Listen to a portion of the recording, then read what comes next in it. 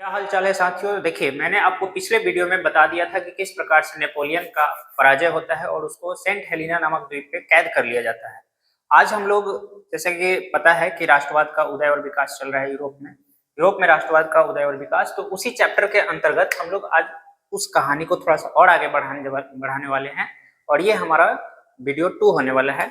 मैंने पहले वीडियो में आपको बता दिया था कि शुरू से कैसे जो है राष्ट्रवाद वहां पे भावना जागृत होती है और फिर कैसे वहां फ्रांस में क्रांति आता है और जो हमारा क्रांतिकारी, जो हमारा नायक होता है नेपोलियन को, उसको किस प्रकार से कैद कर लिया जाता है। और ये घटना 1815 की होती है। ठीक है, 1815 के बाद जो अब वहां की व्यवस्था थी, उस व्यवस्था को हम समझाने का आपको प्रयास कर रहे हैं। तो देखिए, फिर से रूढ़िवाद की फिर से पुनर्स्थापना हो जाती है। रूढ़िवाद क्या है? एक प्रकार का विचारधारा है। ठीक है, अब ये किस प्रकार का विचारधारा है? तो ये वैसी विचारधारा है जो पुरातन व्यवस्था को बनाए रखना चाहती है। ठीक है, जो पौराणिक चीजें, वो नई वैज्ञानिक तरीकों को नहीं अपनाना चाहती है। वो नहीं चाहती कि नई चीजें आए, वो चाहती कि बस जो पुरानी चीजें हैं, पारंपरिक जो चीजें है, वो चलता रहे। ठीक है, तो ऐसी विचारधारा के व्यक्ति को ही कहा जाता है रूढ़िवाद। अब फिर से फ्रांस में, या यूं कह लीजिए यूरोप में, फिर से रूढ़िवाद की स्थापना हो रही है। कब की घटना? 1815 के बाद की घटना है। आइए तो देखते हैं, समझते हैं इस रूढ़िवाद की पुनर्स्थापना में सबसे जो प्रमुख रूप से जो आगे आते हैं, या यूं कहिए प्रमुख नहीं, यही वो राष्ट्र है जिनके कारण ये रूढ़िवाद की फिर से पुनर्स्थापना होती है। क्योंकि इन्हीं चारों ने मिलकर क्या किया था? नेपोलियन को सेंट हेलिना नामक, याद कीजिए मैंने बताया था, द्वीप पे कैद कर लिया गया था। ठीक है, तो इसमें जो सहयोगी राष्ट्र होते हैं, ब्रिटेन होता है, रूस होता है, फ्रांस होता है, सॉरी फ्रांस नहीं, प्रसा, फ्रांस को तो हराया ही सबने मिलकर। ब्रिटेन, रूस, प्रसा और ऑस्ट्रिया। अच्छा, ऑस्ट्रिया आप समझ रहे हैं, ब्रिटेन, रूस भी समझ रहे हैं। प्रसा जर्मनी का ही एक राज्य था। ठीक है, आगे हम लोग देखेंगे जब जर्मनी का एकीकरण पढ़ेंगे तो जर्मनी 300 राज्यों में टूटा हुआ था और जिसका नेतृत्व प्रसा ही करता है, उसी 300 में से एक ये राज्य हुआ करता था। आइए तो आगे की कहानी में देखते हैं। जब ये रूढ़िवाद की फिर से पुनर्स्थापना हो रही है इन चारों राष्ट्रों के द्वारा, तो कहीं ना कहीं तो बैठक होगी ही, सब मिलके बैठेंगे, मीटिंग सीटिंग करेंगे। ठीक है, आपस में बातचीत होगा। हाँ भाई, अब नेपोलियन हमारा चला गया, अब आगे का क्या प्लानिंग होना चाहिए। अब इस पे चर्चा करने के लिए फ्रांस नहीं, ऑस्ट्रिया का एक जगह था जिसका नाम था वियना। ठीक है, ऑस्ट्रिया का एक नगर था, ठीक है, एक स्थान, उसका नाम था वियना। उसी वियना में देखिए 1815 में नेपोलियन के पराजय के बाद इसकी स्थापना होती है वियना कांग्रेस में। और ये वियना कांग्रेस नाम इसलिए दिया गया क्योंकि आपको मैंने बताया कि ये वियना में होता है। ठीक है, देखिए ऑस्ट्रिया की राजधानी वियना में ये सम्मेलन बुलाई जाती है। अब ये बैठक इसीलिए हो रहा है कि नेपोलियन ने जो भी काम किया उसको बंद करो। नेपोलियन तो समाज में परिवर्तन चाह रहा था, क्रांति चाह रहा था, और ये रूढ़िवाद, ये ठहरे रूढ़िवाद, इनको तो नई व्यवस्था चाहिए नहीं और कोई बदलाव भी नहीं चाहिए था। अब देखिए, ये तो हो गया, बैठक सम्मेलन हो चुका था। ठीक है, अब सम्मेलन जब हुआ, बैठक हुआ, तो लोग तो आपस में कुछ ना कुछ बातचीत करेंगे ही। ठीक है, तो इन सबों का जो आपस में एक समूह बना, उसी समूह का नाम दिया गया था संधि। क्योंकि ये संधि कहाँ हुआ था? वियना में, इसलिए वियना संधि भी इसको कहते हैं। अब देखिए, इस संधि की अध्यक्षता कौन किया था, किसने किया था? तो इसमें सबसे जो हमारा बड़का जो विलन है ना, जो मेन जो हमारा गुंडा है ना, वो है मेटरनिक। ठीक है, अब यह समझिए, इसकी अध्यक्षता मेटरनिक ने की थी। मतलब ये पूरे चारों को एक चेयर, मतलब जो सम्मेलन होता है तो वहां बैठ के जो ये जो हेड बना था, वो कौन बना था? ऑस्ट्रिया का चांसलर था ये, कौन? मेटरनिक। तो अध्यक्षता यही करता है, मेटरनिक करता है। फिर कहता है कि नेपोलियन द्वारा विजित क्षेत्र वापस। हाँ, अब यहाँ बात कौन सी होगी? जब ये सम्मेलन चल रहा था तो इसमें बात पहला यही रखा गया कि जो जो नेपोलियन ने अपने अधीन में जीत के रखा है क्षेत्रों को, उस क्षेत्र को वापस ले लिया जाए, क्योंकि ये लोग हरा दिए थे नेपोलियन को। तो नेपोलियन द्वारा विजित क्षेत्रों को वापस देने की बात करी गई। इसके बाद प्रसा को नए क्षेत्र दिए गए। अब जो जो राष्ट्र जीता हुआ था नेपोलियन, उन सारी राष्ट्रों को ये लोग आपस में, देखिए कैसे बंदर बाट होगा, ठीक है, सब आपस में बांट लेंगे। तो प्रसा को नए क्षेत्र दिए जाते हैं। इटली को अनेक भागों में तोड़ दिया जाता है। अब इटली भी बड़ा खतरा था। ठीक है, इटली में भी रह रह के विद्रोह उठ रहे थे। ठीक है, वहां पे लोग जो है क्रांति मतलब कर रहे थे।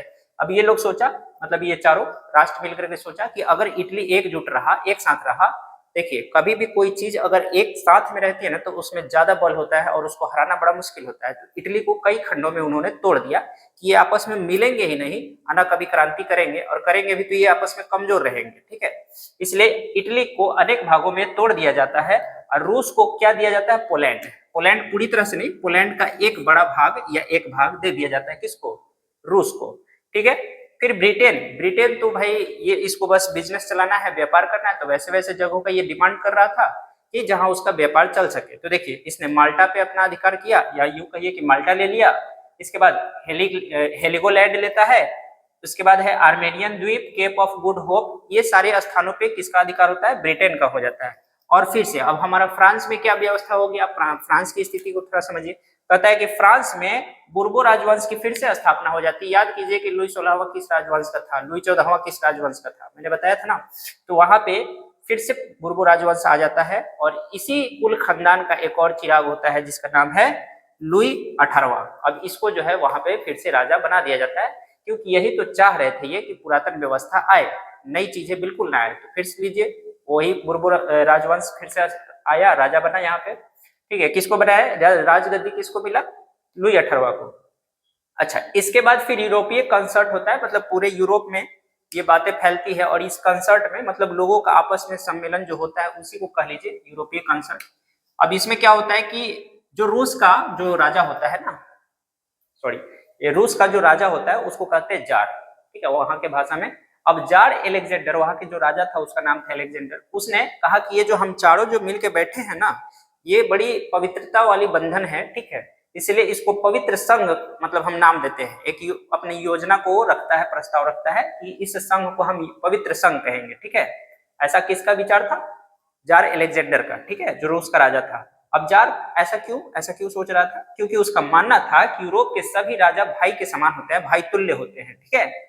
अब में जो हमारा मेन विलन था वो कौन था, मेटरनिक। मेटरनिक भी कैसे पीछे रह सकता है भाई हमारा, है ना, सबको लीड कर रहा है, अपनी कुछ ना कुछ विचार रखेगा ही। मेटरनिक ने क्या कहा कि चूंकि हम 4 राष्ट्र हैं तो हम चतुराष्ट्र मैत्री योजना रखते हैं, ठीक है। देखिए यहाँ पे मेटरनिक ने चतुराष्ट्र मैत्री योजना को रखा, और फिर इसने अब अपनी एक नई मतलब व्यवस्था लागू करेगा पूरे यूरोप पे, और धीरे धीरे अब ये चाहेगा कि यूरोप के बहुत सारे देशों को हम अपने अधीन कर ले और वहां पे कोई परिवर्तन ना होने दें। ये इसकी इच्छा ही यही थी, मनसा ही यही थी, शासन करो परंतु कोई परिवर्तन ना होने दो, ठीक है। तो आगे क्या भी देखेंगे लेक्चर में हम कि मेटरनिक व्यवस्था में क्या होता है। उम्मीद है आपको ये समझ आ रहा हो। आइए तो अब देखते हैं। देखिए हमने बताया 1815 में किस तरीके से नेपोलियन जो है हमारा हार जाता है, और जो हमारा मेन विलन है, हमारा जो मेन गुंडा है वो है मेटरनिक। और ये 1815 के बाद जो अपनी व्यवस्था लागू करता है वो किस तरीके का व्यवस्था लाता है। देखिए समाज में पहला बात आप समझ लीजिए कि मेटरनिक था कौन, तो ये ऑस्ट्रिया का रहने वाला एक चांसलर था। चांसलर एज ए प्रधानमंत्री के पोस्ट पे माना जाता है, तो वहां का प्रधानमंत्री था, ठीक है। अच्छा, इसकी शासन व्यवस्था 1815 से 1848 तक चलती है, ठीक है। हालांकि ये बीच में पहले ही भाग जाएगा लंदन, लेकिन इसके जो नियम कायदे कानून है वो आगे जो जो राजा आते हैं वो 1848 तक कंटिन्यू करते हैं। तो देखिए इसके बाद ये किस विचारवादी का था, तो ये घोर प्रतिक्रियावादी था। घोर प्रतिक्रियावादी एक नया वर्ड आपको मिला। देखिए इसका मतलब ये होता है कि एक ये भी पुरातन व्यवस्था को ही बनाए रखना चाहता है, ठीक है। वो नहीं चाहता कि समाज में नई व्यवस्था आए, तो इसलिए ये घोर प्रतिक्रियावादी था। ये नहीं चाहता था समाज में वैज्ञानिक चीजों को बढ़ावा दिया जाए।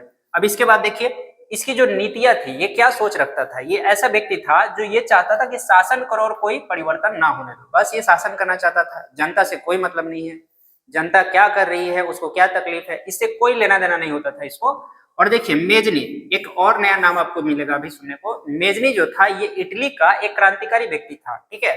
और ये चूंकि समाज में परिवर्तन लाना चाहता था, और इसको ये चंडाल क्या बोला कि मेजनी हमारी सामाजिक व्यवस्था का सबसे बड़ा खतरनाक दुश्मन है, क्योंकि इसको चाहिए परिवर्तन और इसको पुरातन व्यवस्था चाहिए था, ठीक है। अब देखिए इसने और एक काम किया कि पूरे यूरोप में जो अपना शासन स्थापित किया था वो किस तरीके का था, निरंकुश। ऐसा इसको कोई रोकने, निरंकुश का अर्थ पहले ही हमने बताया था आपको कि इसको कोई रोक नहीं सकता था, इस पे कोई रोक टोक नहीं किया जा सकता, कोई अंकुश नहीं लगाया जा सकता है, ठीक है। तो ये पूरे यूरोप में इस तरह की व्यवस्था को लागू करता है। और फिर देखिए इसने एक और काम किया। इसने क्या किया, प्रेस के ऊपर एकदम से कठोर प्रतिबंध लगा दिया। वो ऐसा इसलिए करता है, ठीक है, क्रांति के सिद्धांतों को रोकने के लिए। ये जितने भी इसके काले कारतूत थे ना, वो समाज में एक स्थान से दूसरे स्थान तक ना फैल पाए, लोग इसके काले करतूतों को ना जान पाए, इसके कारण ये प्रेस पे न्यूज पे रोक लगा देता है, एकदम से कठोर तरीके से प्रतिबंध लगा देता है। तो ये था मेटरनिक व्यवस्था। उम्मीद है आपको समझ में आ रहा है। अगर मजा आ रहा है तो चैनल को लाइक करें, शेयर करें, सब्सक्राइब करें। आगे के चीजों को समझते हैं। देखिए अभी तक हमने देखा कि किस तरीके से रूढ़िवादी व्यवस्था वहां पे आ रही है फ्रांस में, पूरे यूरोप में। तो देखिए अब चूंकि रूढ़िवादी व्यवस्था आएगी, लोगों को पसंद नहीं आएगा, विरोध होंगे, ठीक है। तो विरोध होगा तो क्रांतियां भी होंगी। तो उसी क्रम को हम आगे बढ़ाते हुए इसमें देखेंगे। देखिए फिर से पुनः क्रांतियों का दौर स्टार्ट होता है और ये सिलसिला स्टार्ट होता है आपका 1830 से और ये चलता जाएगा 1848 तक। देखिए तो अब ये थोड़ा सा क्रांति से पहले जो नई नई सरकार आई थी उसने क्या काम ऐसा कर दिया था। अभी मैंने बताया था कि जैसे ही वियना सम्मेलन हो जाता है तो फ्रांस में फिर से बुर्बो राजवंश को शासन व्यवस्था हाथों में दे दिया जाता है और वहां का जो राजा बनता है वो कौन बनता है, लुई 18वां बनता है। तो आखिर ये लुई 18वां ने ऐसी कौन सी चीजें कर दी, कौन सी कारनामे कर दिए जिसके कारण फिर से ये क्रांतिकारी भावना बढ़ती है। क्या इसके वो किया या इसके बाद का कोई राजा ऐसा कर दिया, कुछ तो ऐसी घटना हुई होगी जिसके कारण ये फिर से क्रांतियां होना स्टार्ट हो जाता है। वैसे भी मेटरनिक व्यवस्था में देखे ही थे, उसका जो शासन व्यवस्था था बस शासन करो और कोई परिवर्तन ना होने दो, इस तरह की नीति और भावना को लेकर के वो आगे बढ़ रहा था। तो देखिए यहाँ पे 1830 में इस क्रांति तक पहुंचने से पहले कुछ चीजें जो इससे पहले की थी, जस्ट अभी जो नई सरकार बनी थी फ्रांस में। देखिए 2 जून 1814 में, क्योंकि 1815 में मैंने बताया कि ये 14 में ही मतलब 14 में समझिए नेपोलियन को उलझा दिया गया था, वो युद्ध में उलझा हुआ था और तब तक जो है इसको राजा घोषित कर दिया जाता है। यानी कि 2 जून 1814 में ही राजगद्दी लुई 18वां को सौंप दी जाती है, ठीक है। और नेपोलियन को वो चारों तरफ से घेर के उसको 1815 में सब कैद कर लेते हैं, ठीक है। तो इस तरीके से यहाँ पे आप समझिए कि 2 जून 1814 को फ्रांस की जो राजगद्दी होती है किसको दे दिया जाता है, लुई 18वां को सौंप दिया जाता है। इसके बाद देखिए ये लेकिन ये एक ऐसा राजा था कि ये बहुत लंबे टाइम तक, ये ज्यादा देर तक जिया नहीं। इसके पीछे कारण क्या था कि ये बहुत मोटा था।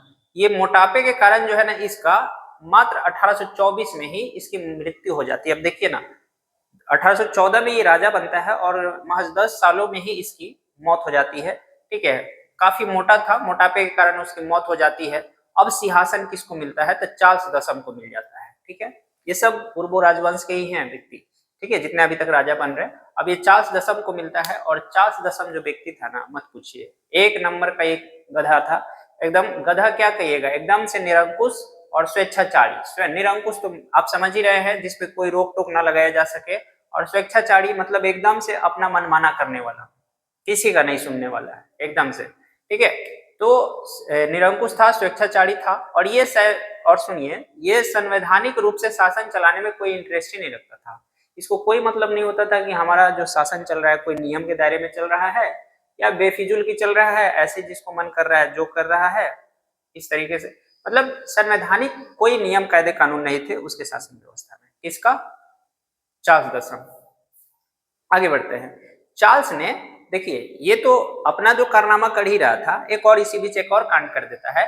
चार्ल्स ने 1830 में पोलिगनेक को प्रधानमंत्री बना देता है, ठीक है। पोलिगनेक एक व्यक्ति था, उसको ले आया और 1830 में वहां का प्रधानमंत्री बना देता है। और ये भाई साहब क्या करते हैं, 4 अध्यादेश जारी करते हैं, 4 आदेश या यूं कह लीजिए फरमान या ऑर्डर वहां पे पारित करते हैं। अब ये कौन कौन से अध्यादेश थे, तो पहला यही था कि प्रेस को रोक लगा दिया जाए, इसकी स्वतंत्रता को एकदम से बंद कर दिया जाए, ठीक है। इसके बाद अब ये क्यों हो रहा था, सबसे पहले लोग प्रेस पे ही क्यों हमला कर रहे थे, मतलब हमला नहीं, उसको क्यों बंद कर दे रहे थे, इसके पीछे कारण यही था कि जो क्रांतिकारी भावना है एक जगह से दूसरे जगह तक विचार लोगों का न पहुंच पाए और जो हमारे जो कारनामे हैं उसको भी मतलब फैलने से रोका जा सके, लोगों को पता ना चले, ठीक है। इसलिए प्रेस को रोक लगा देते थे। इसके बाद प्रतिनिधि सभा को भंग कर दिया गया, जो अभी चूंकि लुई 18वां जो है कुछ चीजें वो अच्छा किया था, ठीक है। इसका शासन जो है ना 48 तक जो इसने नियम कानून लागू किया था ना, वो संवैधानिक सुधार भी किया, ठीक है। क्योंकि वो देखा था कि मेरे कुल खानदान में लुई 14 को क्या किया गया, लुई 16 को क्या किया गया, ठीक है। वो सब देखे हुए था ये, या नहीं भी देखे हुए था तो सुना तो जरूर था, ठीक है, कि हमारे जो वंशज थे उनके साथ क्या हुआ। तो इस वजह से ये संवैधानिक सुधार किया था और उस सुधार को 48 तक जनता मानती है क्योंकि कुछ चीजें अच्छा किया था इसने। अब यहाँ पे समझिएगा 1830 में जब ये पोलिंग एक्ट जब आता है तो ये सबसे पहले स्वतंत्रता, प्रेस की स्वतंत्रता को रोक देता है। प्रतिनिधि सभा, अच्छा प्रतिनिधि सभा भी इसी ने बनाया था और उस सभा को ही ये कहता है कि भंग करो, ठीक है। जो जनता के बीच के लोगों के थे, जो आते थे और जनता के दुख तकलीफ को वहां पे बताते या उनकी जो मांग होती थी उसको पूरा करते, पूरा क्या करते थे मतलब वो राजा के समक्ष रखते थे, तो उस सभा को ही भंग कर दिया गया, ठीक है। मतदान का अधिकार किसको दिया जाता है? सिर्फ और सिर्फ कुलीन को दिया जाता है। ये देखिए ये कौन कर रहे हैं? सब पोलिंग एक्ट कर रहे हैं, जो चार्ल्स दशम के प्रधानमंत्री हैं। इसके बाद कहता है कि अब हम नया चुनाव करवाएंगे। अब सोचिए, सोचिए जरा, प्रेस की स्वतंत्रता रोक देता है, सभा भंग कर दी गई, प्रतिनिधि सभा जो अभी तक जनता चुन के भेजी थी उसको भंग कर दिया गया। इसके बाद मतदान किसको देना है? सिर्फ और सिर्फ कुलीन वर्ग, और कुलीन वर्ग किसके समर्थक थे? बुर्बो राजवंश के, और ये सब बुर्बो राजवंश के ही थे। अब उसी को सिर्फ वोट देने का अधिकार दिया जाता है और कहता है कि अब हम नया चुनाव कराएंगे। लीजिए यहाँ पे पूरा फील्डिंग सेट कर दिया कि अब हम चुनाव करवाएंगे तो जीतेंगे हम ही। तो यहाँ पे सोचने वाली बात है कि अब ये चुनाव की घोषणा कराते हैं, राजा हम ही है और हमको वोट देने वाले लोग भी मेरे हैं, तो जीतेंगे कौन? हम ही जीतेंगे। तो वैसा ही ये लोग पूरा तरह से फील्डिंग सेट कर दिया। अब इसके बाद देखिए क्या होता है। अब क्या आपको लगता है जनता ये बर्दाश्त करेगी? अब यही कांड होता है। देखिए लफायते के नेतृत्व में एक क्रांतिकारी व्यक्ति आता है फ्रांस में जिसका नाम था लफायते। इसके नेतृत्व में जनता जो है कहते कि कब तक बर्दाश्त करेंगे भैया, ठीक है। अब बर्दाश्त नहीं होता, 26 जुलाई 1830 को विद्रोह कर देती है। ये डेट को ध्यान रखेंगे, 26 जुलाई 1830 को विद्रोह चालू हो गया। कहाँ पे? फ्रांस में, ठीक है। अब देखिए यह संघर्ष 29 जुलाई तक चला, मतलब 26 से एकदम समझिए मारधाड़ ही चल रहा है, पूरा लाठी लठोल पूरा हो रहा है। 26 से स्टार्ट होता है 29 जुलाई तक चला, यानी 26 चला, 27, 28, 29, 4 दिन मान लेते हैं, ठीक है।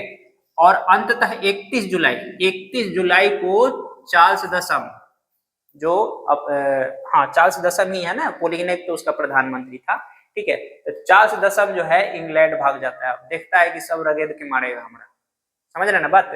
तो 31 जुलाई को ये इंग्लैंड भाग गया और लास्ट में क्या होता है? जनता की जीत हो जाती है। आइए समझते हैं आगे। कहता है कि यह क्रांति जुलाई माह में होने के कारण इसे हम जुलाई क्रांति भी कहते हैं। कभी कभी एग्जाम में दे देता है जुलाई क्रांति के नाम से कि जुलाई क्रांति का वर्णन करें, तो इससे घबराना नहीं है, आपको पूछ वही रहा है 1830 वाला ही, ठीक है। अब देख रहे हैं ना ये घटना 1830 देखिए चालू हुआ था 14 से, और इस तरीके से जो शासन व्यवस्था होते गया तो जनता को पसंद नहीं आया। जनता तो चाहती थी परिवर्तन, लेकिन ये जितने भी राजा थे वो सब पुरातन व्यवस्था के समर्थक थे, या फिर यूं कह लीजिए प्रतिक्रियावादी थे, ठीक है, रूढ़िवादी थे। अब इसके बाद जो है 1830 में जनता कहती है कि अब बर्दाश्त नहीं होगा, अब हमको चाहिए भाई क्रांति, हम परिवर्तन चाहते हैं, हम क्रांति करेंगे, ठीक है।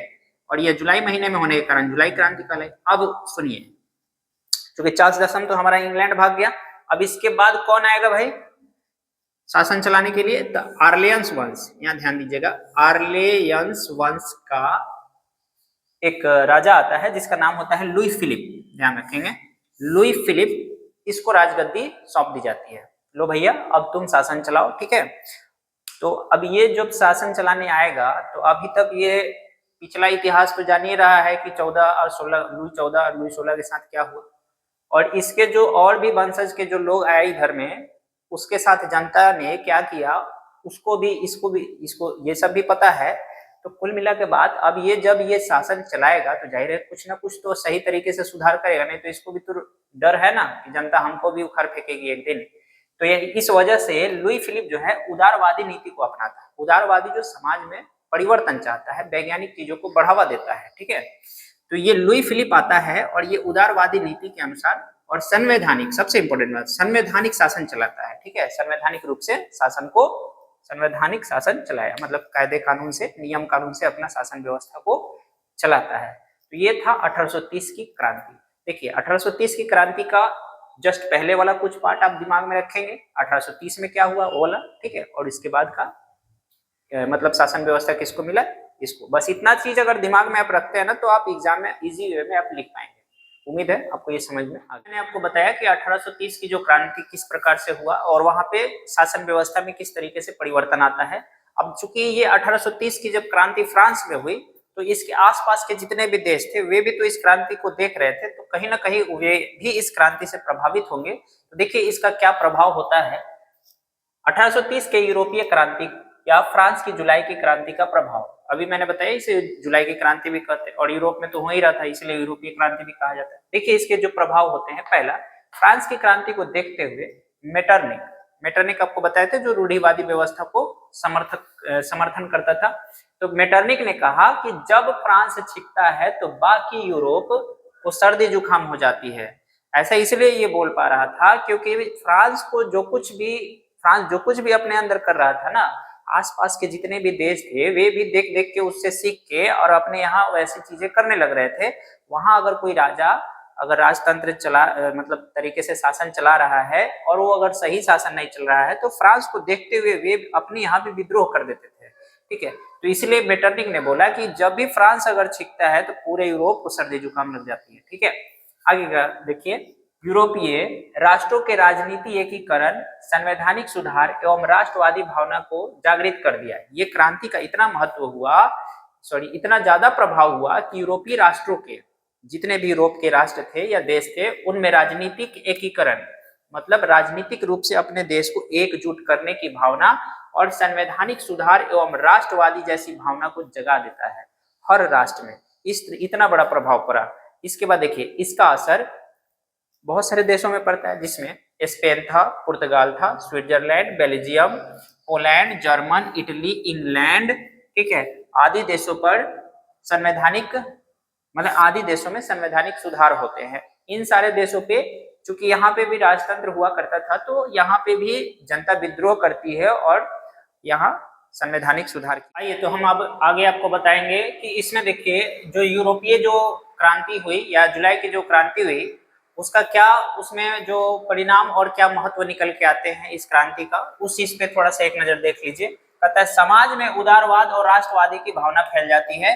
संपूर्ण समाज में दो बातें तो एकदम से कंफर्म तरीके से फैलती है, एक तो उदारवाद आ जाता है और राष्ट्रवाद भावना समाज में फैलने लगती है इस क्रांति के वजह से। तो इसका ये एक परिणाम निकलता है।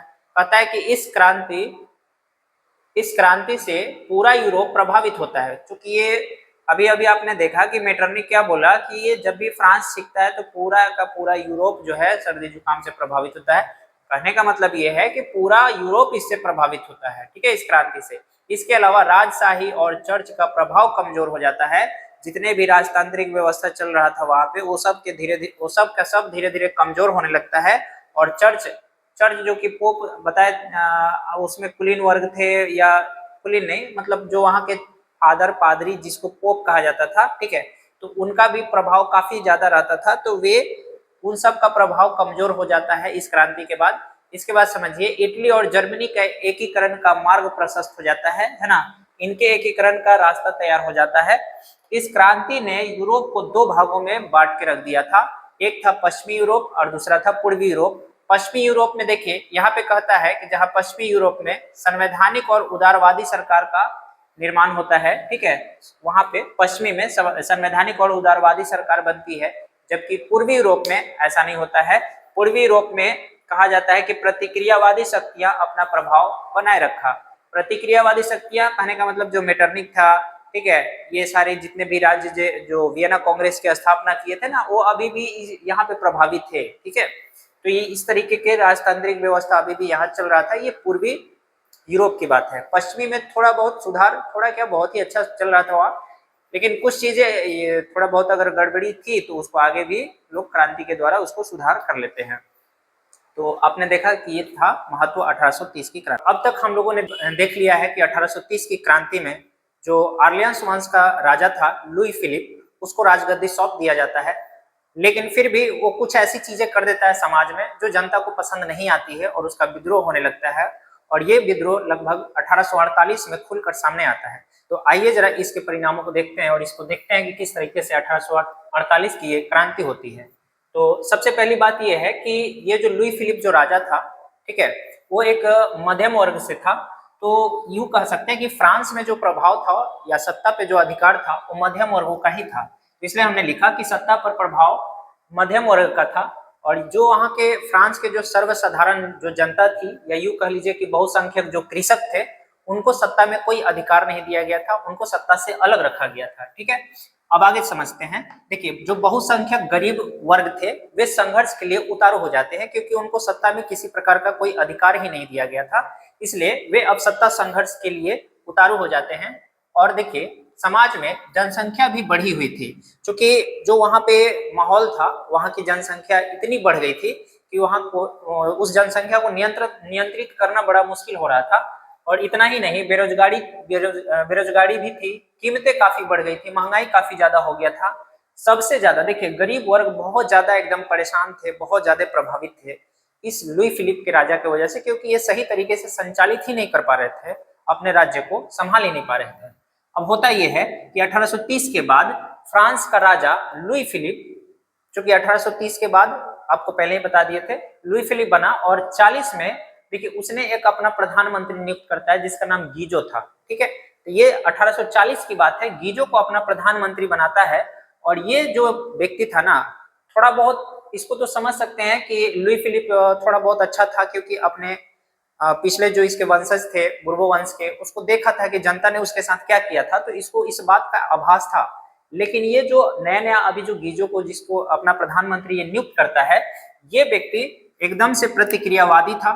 ठीक है, प्रतिक्रियावादी मतलब पुरातन व्यवस्था को ही मानने वाला था, और पूंजीपतियों को ये ज्यादा वैल्यू देता था, उसकी ये हिमायती था।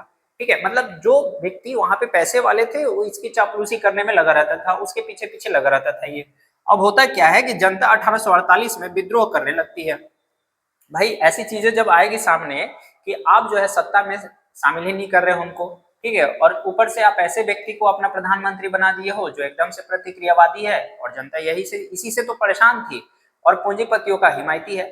अब इसके लिए जनता जो है 1848 में विद्रोह कर देती है और जुलूस निकालती है। ठीक है, और जनता पर पुलिस जो है, ये राजा अपना ऑर्डर देता है भीड़ को शांत कराने के लिए, तो पुलिस क्या करती है, उस पर गोलियां बरसा देती है।